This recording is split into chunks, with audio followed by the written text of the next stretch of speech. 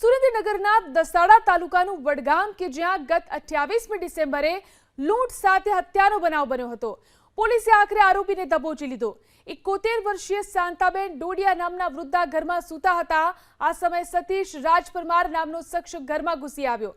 શાંતાબેનનું ગળું દબાવી હત્યા કર્યા બાદ સોનાના દાગીના લૂંટી ગયો હતો। પોલીસે આણંદ જિલ્લાના સતીશ નામના શખ્સને દબોચી લીધો, સાથે જ લૂંટનો મુદ્દામાલ પણ જપ્ત કર્યો છે।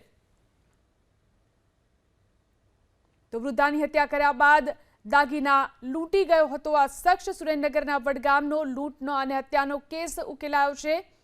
લૂંટારૂને ઝડપી લેવામાં આવ્યો છે। સુરેન્દ્રનગરના દસાડા તાલુકાનું વડગામ કે જ્યાં ગત 28મી ડિસેમ્બરે લૂંટ સાથે હત્યાનો બનાવ બન્યો હતો।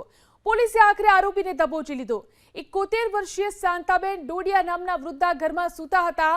આ સમયે સતીશ રાજપરમાર નામનો શખ્સ ઘરમાં ઘૂસી આવ્યો। શાંતાબેનનું ગળું દબાવી હત્યા કર્યા બાદ સોનાના દાગીના લૂંટી ગયો હતો। પોલીસે આણંદ જિલ્લાના સતીશ નામના શખ્સને દબોચી લીધો, સાથે જ લૂંટનો મુદ્દામાલ પણ જપ્ત કર્યો છે।